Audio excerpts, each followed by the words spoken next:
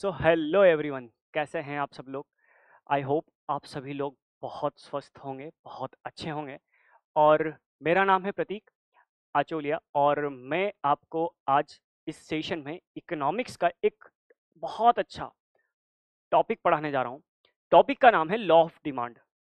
Topic का नाम है लॉ ऑफ डिमांड।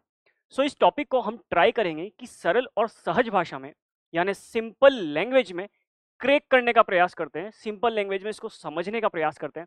सो बिना देरी के हम स्टार्ट करते हैं। चलिए, सो इकोनॉमिक्स, लॉ ऑफ डिमांड और मैं आपके साथ प्रतीक। चलिए हम स्टार्ट करते हैं। इस टॉपिक में हमें कुछ सब टॉपिक्स पढ़ने हैं। उनमें से पहला है मीनिंग ऑफ डिमांड, कि सर डिमांड क्या होती है। लॉ ऑफ डिमांड में पहले वर्ड को तो समझे, डिमांड क्या होती है। Okay, then second, what determines demand, कि सर डिमांड जो होती है ये किन चीजों से मिलकर बनती है, क्या कारण है डिमांड के बढ़ने का या कम होने का। द लॉ ऑफ डिमांड, फिर हमें लॉ ऑफ डिमांड पढ़ना है, डिमांड कर्व पढ़ना है, and exceptions to the law of demand, और लॉ ऑफ डिमांड के कुछ एक्सेप्शंस पढ़ने का हम प्रयास करेंगे। सो बिना देरी के स्टार्ट करते हैं। सबसे पहले आएगा मीनिंग ऑफ डिमांड। डिमांड क्या होता है, समझिए डिमांड क्या होता है। डिमांड, अगर हम इंग्लिश में इससे बात करें तो डिमांड होगा, और हिंदी में इसे हम बात करें तो मांग होगा। यानी किसी भी चीज की मार्केट में आज कितनी ज्यादा रिक्वायरमेंट है, कितने लोग उसके बारे में डिमांड कर रहे हैं कि सर हमें ये चाहिए, हमें ये चाहिए। ठीक है, तो देखते हैं। The term demand refers to the quantity of goods and services. Quantity of goods and services, the term demand refers to the quantity of goods and services that a buyer is willing that a buyer is willing and able to purchase। आप समझिएगा इस चीज को। the term refers the term demand refers to the quantity of goods and services। Sir quantity की बात की जा रही है, यहाँ पर क्वांटिटी की बात की जा रही है, ना प्राइस की बात की जा रही है, ना क्वालिटी की, ओनली क्वांटिटी की बात की जा रही है और किसी चीज की बात नहीं की जा रही। So quantity of goods and services, not only goods, services की भी हम बात करेंगे यहाँ पर। Okay fine. सो क्वांटिटी की बात, दूसरी गुड्स एंड सर्विसेज की बात की जा रही है, तीसरी यहाँ पर एक बायर होना चाहिए, एक पर्सन जो उस प्रोडक्ट को या उस सर्विसेज को बाय करने के लिए पूरी तरीके से रेडी हो, यानी वो विलिंग हो, एंड इज विलिंग, विलिंग यानी उसकी इच्छा होनी चाहिए उसे परचेज करने की। साथ ही साथ एबल टू परचेज मीन्स उसके पास जेब में इतना अमाउंट हो, इतनी करेंसी हो कि वो उस पैसे, उस प्रोडक्ट को, उस सर्विस को, ठीक है, खरीद सके, इजीली खरीद सके। ठीक है, इच्छा हो, जेब में पैसे हो कि वो उस चीज को खरीद सके, and at a given price, जो भी प्राइस वहां पर रिटर्न है उस प्राइस पे, या जो भी प्राइस उनकी नेगोशिएशन के बाद डिसाइड होगी उस प्राइस पे वो उसे खरीद सके in a given period of time, एक पर्टिकुलर टाइम पीरियड के अंदर। उदाहरण के लिए अगर हम ले, मान लीजिए ए एक पर्सन है, ए एक पर्सन है भैया, ए एक शॉप से निकल रहे थे। मान लीजिए ये कार की शॉप के बाहर से निकल रहे थे। ठीक है, कार की शॉप से मतलब है कार का एक शोरूम था बड़ा, वहां से ये निकल रहे थे, एक आउटलेट लगा हुआ था, यहाँ से निकल रहे थे। इन्होंने देखा भैया यहाँ पर कि भैया यहाँ पर एक कार खड़ी हुई है। मान लीजिए एक छोटी सी कार का हम एग्जाम्पल लेते हैं कि भैया यहाँ पर अल्टो खड़ी हुई है, अल्टो 800 खड़ी हुई है, उनको वही खरीदनी है, सीधा सिंपल सा है। ठीक है, अब उन्हें ये कार खरीदनी है तो उनकी इच्छा है, फर्स्ट थिंग विलिंगनेस है, बिल्कुल है। सेकंड थिंग, क्या उनके जेब में इतने पैसे हैं। वहां पर कार की प्राइस लगी हुई है कि भैया 6 लाख में टॉप मॉडल मिल जाएगा on road with insurance GST सब मिलाकर। 6 लाख में इन्होंने देखा कि प्राइस लगी हुई है, इन्होंने जेब में हाथ डाला, क्या 6 लाख है, अकाउंट में देखा क्या 6 लाख है, बिल्कुल इनके पास पैसे निकले, तो ये खरीद भी सकते हैं गाड़ी को, इनकी इच्छा है ये खरीद सकते हैं, और प्राइस गिवन में ये खरीदने को रेडी भी हो गए। ठीक है, टाइम पीरियड इनके पास है ही सही कि भैया 1 साल के अंदर आप कितना गुड्स खरीदते हो, उस टाइप से हो गए। ठीक है, टाइम पीरियड डिफरेंट डिफरेंट हर चीज का होगा। कहने का मतलब अगर हम डिमांड की बात करें तो डिमांड एक ऐसी प्रोसेस है, या एक ऐसा कॉन्सेप्ट है जहां पर हम किसी एक क्वांटिटी की पूरे ईयर में या पूरे किसी भी एक टाइम पीरियड में डिमांड के बारे में बात करते हैं। ठीक है, कि उसको लोग कितना खरीदने की चाह रखते हैं, कितने लोग उसे पाने की चाह रखते हैं, वो डिमांड कहलाएगी। ठीक है, सो डिमांड के अंदर अगर हम देखें तो विलिंगनेस टू बाई पहला एक नेसेसरी वर्ड हो जाता है, दूसरा एबल टू परचेस, ये दूसरा एक एलिमेंट हो जाता है कि वो परचेस करने की क्षमता होनी चाहिए, अफोर्ड करने की क्षमता होनी चाहिए। ठीक है, आपके पास जेब में पैसे ही नहीं है और आप सपने देख रहे हैं, ठीक है, तो आप विलिंगनेस तो हैं लेकिन आप एबल टू परचेज नहीं कर पा रहे, यानी उसे अफोर्ड नहीं कर पा रहे, ठीक है। चलिए बहुत बढ़िया, गिवन प्राइस और गिवन पीरियड ऑफ टाइम में कि भैया गिवन पीरियड ऑफ टाइम तक ही इसकी वैल्यू 6 लाख रहेगी, ठीक है, और इतनी ही प्राइस में आपको खरीदना है, उसके बाद नहीं खरीद पाएंगे, ठीक है। खैर, ये रहा डिमांड, ठीक है, किसी भी चीज की मार्केट में आज कितने लोग उसे खरीदना चाहते हैं, ये उसकी डिमांड कहलाती है। फाइन, बहुत इजी सरल शब्दों में, किसी भी प्रोडक्ट की मार्केट में आज लोग उसे जो खरीदना चाहते हैं, कितने लोग उस मार्केट में उस चीज को खरीदना चाहते हैं, ये उसकी डिमांड कहलाएगी, ठीक है। What determines demand, determine demand को कितने, डिमांड जो वर्ड है, जो एक प्रोसेस है, जो एक कॉन्सेप्ट है, इस डिमांड वर्ड को क्या चीजें मिलकर बनाती हैं, क्या कारण है कि लोग किसी चीज की डिमांड करते हैं। आप समझिए, ए जो एक पर्सन था जो कार की शॉप के सामने से निकल रहा था, इनके मन में ख्याल आया कि यार मुझे ये कार खरीद लेनी चाहिए, ठीक है, इनके मन में ख्याल आया कि मुझे ये कार खरीद लेनी चाहिए। लेकिन ये ख्याल क्यों आया, आप समझिए, उन्होंने ये डिमांड क्यों करी, कहीं ना कहीं उनके जेब में पैसे होंगे तभी तो उन्होंने ये डिमांड करी, ठीक है। प्राइस ऑफ अ कमोडिटी, ठीक है, किसी भी कमोडिटी, या कमोडिटी से मतलब है गुड्स एंड सर्विसेज बोथ, कि किसी भी कमोडिटी की गुड्स एंड सर्विसेज, यानी किसी भी गुड्स एंड सर्विसेज की प्राइस के ऊपर डिपेंड करेगा कि उसकी डिमांड कितनी होगी, ठीक है। जितनी कम प्राइस होगी उतनी ज्यादा डिमांड होगी, उतने ज्यादा लोग उसे परचेस करने का ट्राई करेंगे, सोचेंगे, ठीक है, बात आई समझ में। फाइन, दूसरी चीज, प्राइस ऑफ रिलेटेड कमोडिटीज, किसी भी चीज की डिमांड पता है कैसे डिसाइड होती है, ठीक है। मान लीजिए कि भैया प्राइस ऑफ रिलेटेड कमोडिटीज में दो वर्ड आते हैं, एक आएगा कॉम्प्लीमेंट्री गुड्स और एक आएगा सब्सटीट्यूट गुड्स, एक आएगा कॉम्प्लीमेंट्री गुड्स और एक और आएगा सब्सटीट्यूट गुड्स। फाइन, इनका मतलब समझते हैं। देखो, डिमांड और प्राइस हमेशा साथ साथ चलेंगे, डिमांड और प्राइस साथ में रहेंगे, चाहे ये उल्टा चलेंगे लेकिन रहेंगे साथ में हमेशा, ठीक है। इनका जिक्र, इनके बारे में बात हमेशा साथ साथ होगी। सो डिमांड कैसे बनी, अगर कॉम्प्लीमेंट्री गुड्स की प्राइस बढ़ गई, कॉम्प्लीमेंट्री गुड्स की प्राइस बढ़ गई, समझना कॉम्प्लीमेंट्री गुड्स क्या होते हैं, वो गुड्स जो एक दूसरे के बिना नहीं चल सकते। उदाहरण, बाइक और पेट्रोल को ले लो, अगर पेट्रोल की, क्या बाइक बिना पेट्रोल के चल सकती है, नहीं। क्या पेट्रोल किसी काम का है बाइक, अगर पेट्रोल बाइक ना हो तो किसी काम का नहीं है हमारे लिए, ठीक है, व्हीकल्स में, ट्रांसपोर्टेशन में।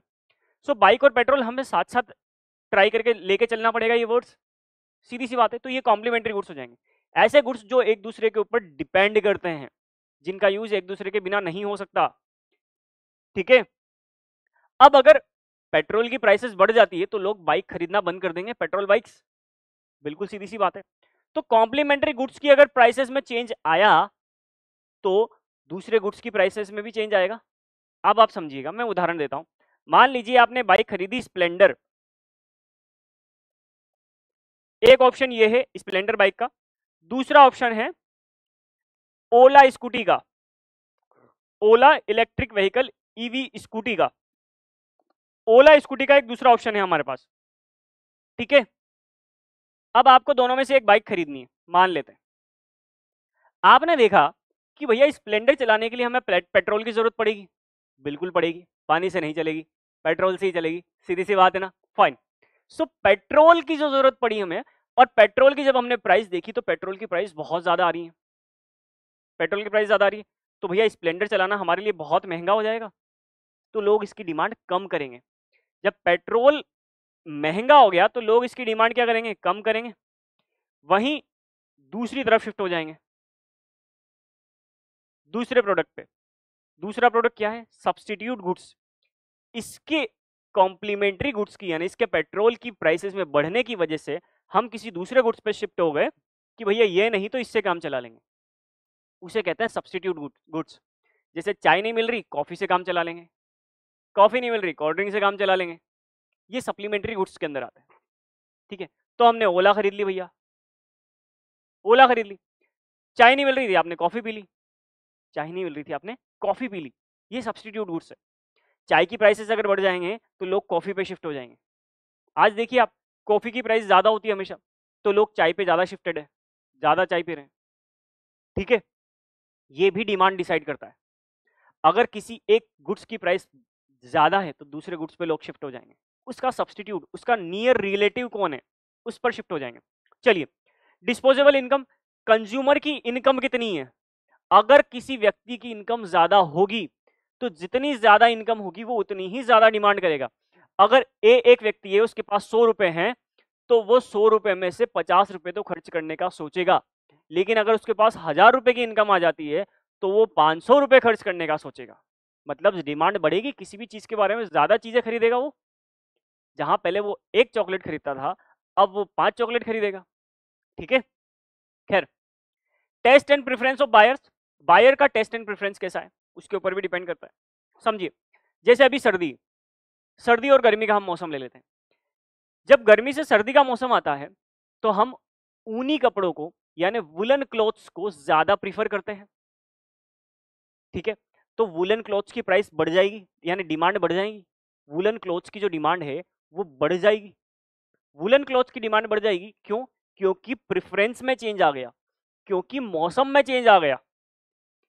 मौसम में चेंज आने की वजह से उस एक पर्टिकुलर प्रोडक्ट की प्राइस में, यानी प्राइस नहीं, डिमांड में इंक्रीमेंट आता है। इसी को हम कहीं ना कहीं, ये भी हमारा कहीं ना कहीं डिमांड को डिटरमाइन करता है, डिमांड के बारे में पता लगाता है, ठीक है। ये सभी वो फीचर्स है जो डिमांड डिसाइड करते हैं किसी भी प्रोडक्ट की, ठीक है। साइज ऑफ पॉपुलेशन, जैसे जैसे पॉपुलेशन की साइज बढ़ती है वैसे वैसे ही डिमांड भी बढ़ती है। अब पॉपुलेशन में भी डिपेंड करेगा कि किस टाइप की पॉपुलेशन बढ़ रही है। जैसे यूथ पॉपुलेशन बढ़ रही है, सीनियर सिटीजन्स की पॉपुलेशन बढ़ रही है, फीमेल पॉपुलेशन बढ़ रही है, कौन सी टाइप की पॉपुलेशन बढ़ रही है उसके हिसाब से, ठीक है, डिमांड में इंक्रीमेंट आता है किसी एक प्रोडक्ट की। मान लेते हैं यूथ पॉपुलेशन बढ़ रही है, वो भी मेल की ज्यादा बढ़ रही है, तो भैया मेल की यूथ पॉपुलेशन की वजह से क्या हो रहा है, ठीक है, थिएटर में भीड़ लगी हुई है, ठीक है, चाय कॉफी की दुकानों में ज्यादा भीड़ लगी हुई है ना। गवर्नमेंट पॉलिसीज की बात कर लेते हैं। जितनी अच्छी गवर्नमेंट पॉलिसीज होगी, जितनी सरल कम टैक्स वाली गवर्नमेंट पॉलिसीज होगी, उतना ज्यादा डिमांड बढ़ेगी। सीधा सिंपल सा है कि भैया अगर अगर चाय पर जीएसटी लगा दिया जाए तो चाय की डिमांड कम हो जाएगी, क्योंकि चाय महंगी हो जाएगी। जहां चाय 10 रुपए की मिल रही है, चाय 15 रुपए की हो जाएगी टैक्स लगाने के बाद, तो चाय लोग कम खरीदेंगे। बात क्लियर है? ठीक है, फाइन। लॉ ऑफ डिमांड क्या होता है? लॉ ऑफ डिमांड सीधे और सरल शब्दों में अगर मैं आपको बात कहूं तो प्राइस और डिमांड की जो रिलेशनशिप है उसे लॉ ऑफ डिमांड कहेंगे। आप समझिएगा, प्राइस और डिमांड, प्राइस और डिमांड की जो रिलेशनशिप है इसे लॉ ऑफ डिमांड कहेंगे हम। कैसे, समझिएगा। लॉ ऑफ डिमांड कहता है कि अगर किसी भी गुड्स की प्राइस बढ़ी, किसी भी गुड्स की प्राइस बढ़ी तो उसकी डिमांड कम हो जाएगी। प्राइस बढ़ी तो डिमांड कम, यानी अगर मान लेते हैं कार की प्राइस बढ़ जाती है तो कार की डिमांड कम हो जाएगी, पेट्रोल की प्राइस बढ़ जाएगी, पेट्रोल की डिमांड कम हो जाएगी। किसी भी चीज, अगर कोई चीज महंगी होती है तो हम उसे कम खरीदते हैं ना, ये नेचर है, ये एक प्राकृतिक नियम है, ये नेचुरल प्रिंसिपल है। किसी भी चीज की अगर डिमांड बढ़ती है तो उस किसी भी चीज की अगर प्राइस बढ़ेगी तो उसकी डिमांड कम होगी, नॉर्मल सी बात है। उसी को लॉ ऑफ डिमांड कहा है। The law states that the nature of relationship between the quantity demanded, कितनी क्वांटिटी की आप डिमांड कर रहे हो, and a product, quantity demanded of a product and its price, ठीक है। For example, the price of a good rises, the quantity of demand goods demand falls. अगर price बढ़ेगी तो आप डिमांड कम करेंगे, सीधी सी बात है। और इनवर्स प्रोपोर्शन हो गया। लेकिन अदर थिंग्स रिमेन कांस्टेंट होनी चाहिए भैया। यहां पर प्राइस, प्राइस और क्वांटिटी, डिमांड की ही बात करेंगे, सिर्फ डिमांड की, प्राइस और डिमांड, अदर चीजों की बात नहीं करेंगे हम, ठीक है। तो प्राइस बढ़ी, डिमांड कम हुई। सेम, प्राइस कम हो जाती है किसी चीज की तो डिमांड क्या होगी? बढ़ जाएगी। किसी भी चीज की प्राइस में कमी आना, डिमांड बढ़ जाएगी, ठीक है। प्राइस कम होगी तो डिमांड क्या होगी? बढ़ जाएगी सर, नॉर्मल सी बात है। कई सारे एग्जांपल्स हम इसके देख सकते हैं। फॉर एग्जांपल, पेट्रोल की प्राइसेस देख लीजिए आप। पेट्रोल की प्राइस जो है पहले 90 थी, अब 100 हो जाती है। 90 से पेट्रोल की प्राइस 100 हो गई। तो इसकी जो डिमांड होगी, पहले 100 लोग इसे परचेस कर रहे थे, अब 60 लोग ही इसे परचेस करेंगे। ठीक है, ये रुपीज है, यहां आ जाएंगे पीपल। पहले 100 पीपल इसे परचेस, पेट्रोल खरीदने जा रहे थे, गाड़ी में पेट्रोल डलवा रहे थे, अब 60 लोग ही गाड़ी में पेट्रोल डलवा रहे हैं, बाकियों ने ईवी खरीद ली। सिंपल सा कॉन्सेप्ट है। ठीक है, डिमांड शेड्यूल देखते हैं। डिमांड शेड्यूल होता क्या है? डिमांड शेड्यूल, जो डिमांड का हमने कॉन्सेप्ट पढ़ा है, उस डिमांड के कॉन्सेप्ट को हमने किस में कन्वर्ट कर दिया? ठीक है, एक शेड्यूल बनाया, न्यूमेरिकल तरीके से समझने का प्रयास किया। ठीक है, जैसे केस ए में प्राइस पर कप, यहां पर आइसक्रीम की बात की जा रही है। आइसक्रीम का एक कप, उसकी प्राइस ठीक है 60 रुपए। ठीक है, उसकी प्राइस 60 रुपए थी, एक कप, एक स्कूप की प्राइस 60 रुपए थी। तो लोग इसे डिमांड नहीं कर रहे थे। यहां डिमांड लिखा हुआ है, देखिए ये डिमांड है, ये प्राइस है, सीधा सा कॉन्सेप्ट। और ये कुछ केस है। ए केस लेते हैं जहां पर प्राइस 60 रुपए है, तो कोई भी लोग इसे खाने के लिए तैयार नहीं है क्योंकि महंगी है। बी लेते हैं, बी केस में प्राइस हमने कम कर दी 10 रुपए से, अब 2 लोग आए इसे खरीदने के लिए कि हाँ यार अब थोड़ी प्राइस कम हो गई, अब हम इसे यूज कर सकते हैं, इसे कंज्यूम कर सकते हैं। प्राइस धीरे धीरे धीरे कम होती है, 40, 30, 20, 10 और 0। और देखिए प्राइस में कमी आने से डिमांड धीरे धीरे बढ़ने लग जाती है। जहां इसे एक भी व्यक्ति खाने के लिए तैयार नहीं था, अब 12 व्यक्ति इसको खाने के लिए तैयार है, 12 क्वांटिटी इसकी बिकने के लिए तैयार है।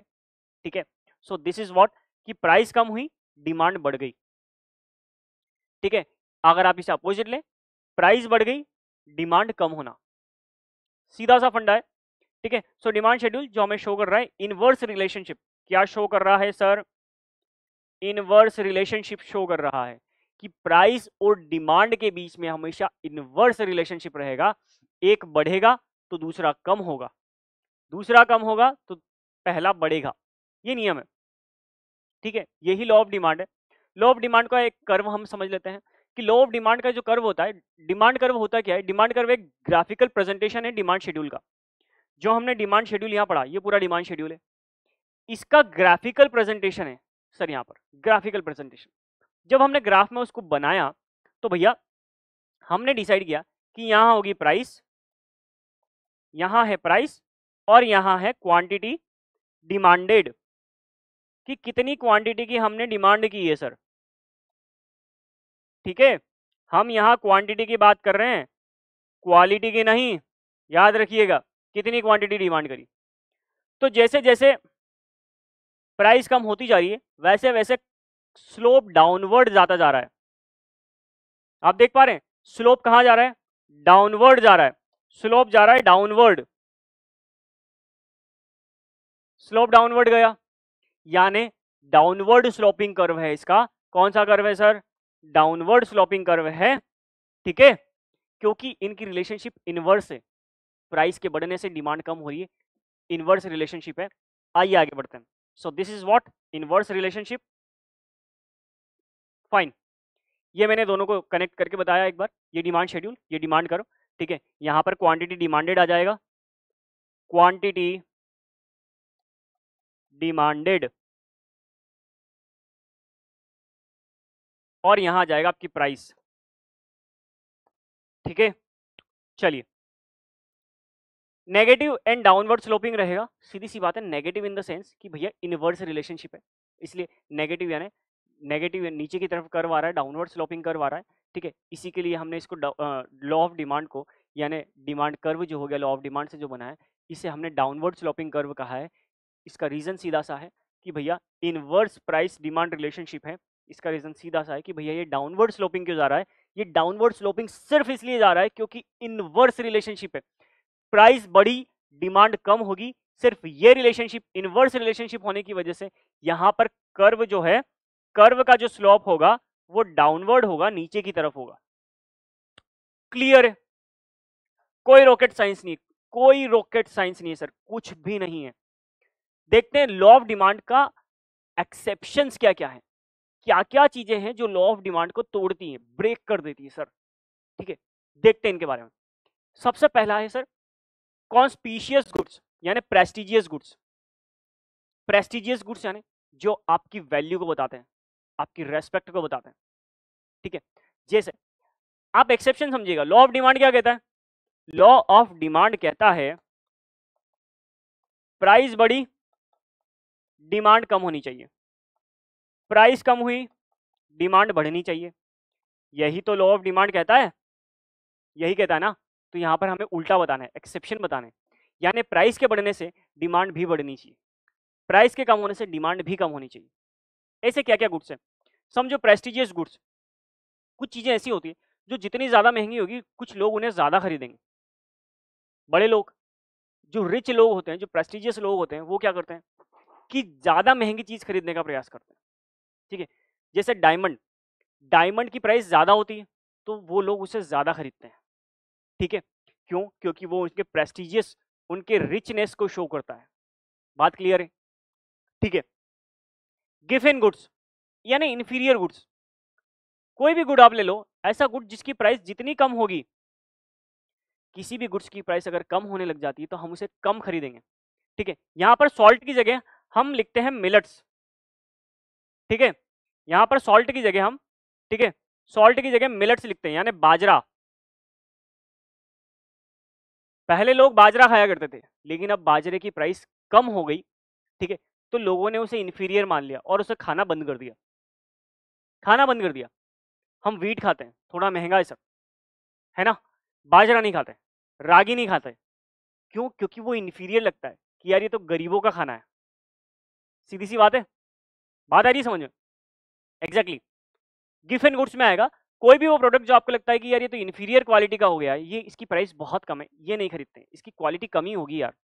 अगर इस चीज की प्राइस कम है मतलब इसकी क्वालिटी भी कम ही होगी, हम ऐसा मानते हैं, इसीलिए हम उस चीज की डिमांड कम करते हैं।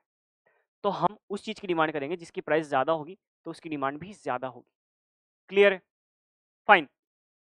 फ्यूचर एक्सपेक्टेशन एंड प्राइसेस, कि भैया अगर आपको लग जाए कि फ्यूचर में लॉकडाउन लगने वाला है, आपको लग रहा है कि फ्यूचर में लॉकडाउन लग सकता है, आपने पहले से ही फूड ग्रेन का स्टॉक ला के रख लिया, चाहे प्राइस ज़्यादा हो, आपने पहले से ही ला के रख लिया कि यार हो सकता है फ्यूचर में प्राइस ज़्यादा बढ़ जाए, इसलिए पहले से खरीद लो।